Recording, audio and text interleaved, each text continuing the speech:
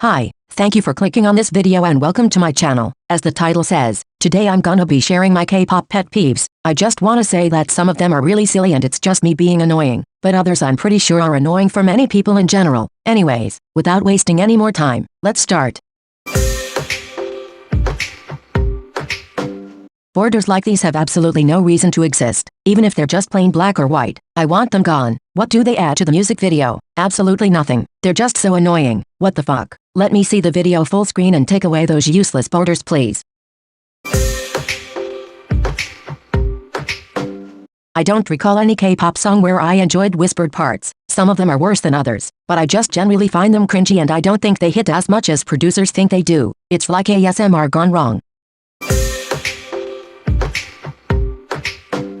Some examples could be GOT7, Promise 9 or Day 6. The only reason I dislike these names is because if one day a member leaves the group it would just be so awkward keeping the name. I'm not saying that members leaving the group is super common, but it definitely happens, and in those cases it would be much better having a name that doesn't contain the number of members in the group. Some examples are Love Scenario by iKON, Blood, Sweat and Tears by BTS, or Kick It by NCT. I like all of these songs, but I think that songs that start off with the chorus are just like a big spoiler, like watching the last episode of a TV series first instead of starting from episode 1. Obviously it isn't a problem if you already know how the song goes, but I find it annoying when I'm listening to a song for the first time and I instantly hear the chorus as soon as the song begins, taking away all of the anticipation and possibly not even making me want to continue listening if I dislike the chorus already. This is my villain origin story, my 13th reason why. What are these companies thinking? Like, I'm not asking you to debut a group with a full album, but what the hell? Give me at least a B-side for fuck's sake. It's not like I'm asking for a lot. Let me hear their voices, please. I have always thought that, if you don't know how to pronounce a foreign word properly, you shouldn't use it at all or you will make a fool of yourself. This is obviously not the idol's fault, unless they wrote the lyrics, but it's generally the writer's fault for not teaching the members how to say it properly, whether it's an English, a Spanish or a French word. I just find it annoying when it's mispronounced, especially because I can pretty much speak all of these languages and it just bothers me having to sing the lyrics in the wrong way when I totally know they should be pronounced in another way. This luckily doesn't happen a lot, but you know when an artist has a comeback but, instead of dropping the music video they drop a live performance first. That's so annoying. Like, what even is the point? Just drop the MV and then show us the live performances. Why would you instantly spoil both the song and the choreo before dropping the music video? I think this will most likely mean the MV views will be lower because let's say some people tune in for the live performance but don't like the song. What are the chances they will come back the next day and watch the MV? Like, that's so stupid. I totally get it. Creating the suspense and keeping the viewers on edge is a very important factor to make the show more interesting and engaging. But can they stop replaying everybody's reaction to something for like 5 times before actually showing us what happened? That's annoying. I get it, replaying things twice. That makes sense. But they overdo it and it makes me just lose my patience after a while.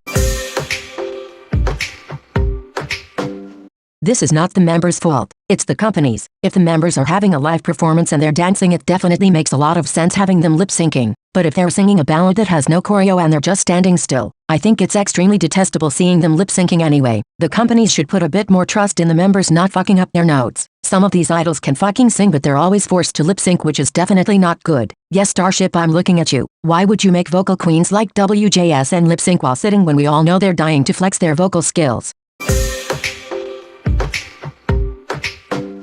This makes me so fucking angry at the companies who approve such line distributions. You have a main vocalist, or lead vocalists, people with solid singing skills. Why the hell would you give them very easy lines to sing just to then having so little to no lines left for the weaker vocalists? You should give the easy parts to those members whose vocals are not strong and give the most challenging parts to the vocal line, but no. Sometimes you literally have main vocalists singing the challenging parts but also singing ridiculously easy parts that could be given to those members who end up having nothing to sing.